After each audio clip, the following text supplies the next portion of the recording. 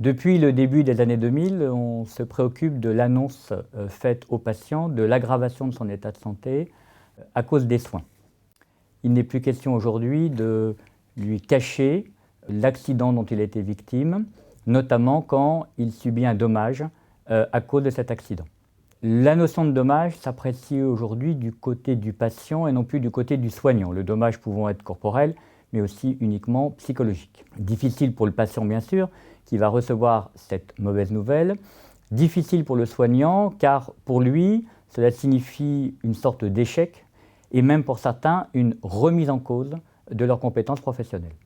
Cette annonce n'est pas optionnelle, puisque la loi du 4 mars 2002, la loi Kouchner, l'a rendue obligatoire, tant pour les dommages subis lors des soins que pour les dommages découverts ultérieurement après la sortie de l'hôpital. Il s'agit également maintenant d'un critère de certification des établissements de santé. Lors de la visite, les experts visiteurs de la HAS vérifient que l'établissement a prévu une procédure d'annonce et également qu'elle est respectée. En 2008, la Haute Autorité de Santé a proposé un guide qui s'appelle « Annonce du dommage associé aux soins ». Dans ce guide, on détaille en fait les 3 phases de l'annonce.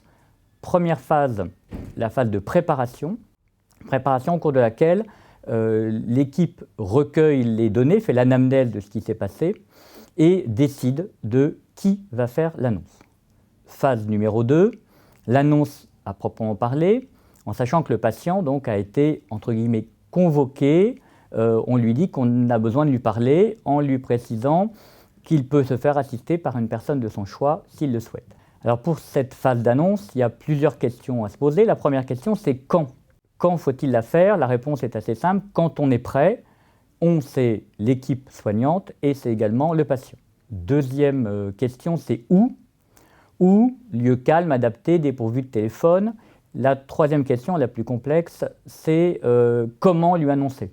Alors, on hésite toujours entre être désolé, présenter des excuses. En fait, ça va être au cas par cas selon le caractère évident de l'accident et la gravité du dommage.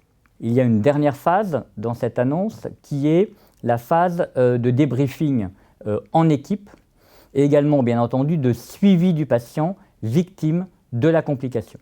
Le guide de la Haute Autorité de Santé peut être complété par quelques principes issus de l'écoute active, notamment qui vont nous dire ce qu'il ne faut pas faire. Par exemple, mentir, nier la gravité du dommage ou reporter la responsabilité sur quelqu'un d'autre. Il y a des cas particuliers qui sont envisagés dans le guide, notamment l'accident sériel, c'est-à-dire impliquant plusieurs victimes, par exemple une série d'infections dans un établissement de santé, le cas du décès du patient, à qui l'annoncer, comment, est-ce qu'on utilise ou pas le téléphone par exemple pour annoncer cette nouvelle, et enfin le cas du patient n'ayant pas toutes ses capacités cognitives, comment lui annoncer et peut-être est-ce qu'on va faire intervenir un tiers. On pense par exemple à un accident en EHPAD où le résident aurait perdu un peu la conscience du réel. Alors comme c'est un exercice difficile, il est nécessaire d'y s'y former, de manière théorique peut-être, en lisant le guide, mais également de manière pratique, en pratiquant des jeux de rôle dans l'établissement de santé. Nous sommes persuadés que si on est en capacité de bien faire l'annonce, on améliorera la compréhension des accidents auprès des victimes, on limitera les litiges et donc les procédures contre les professionnels de santé.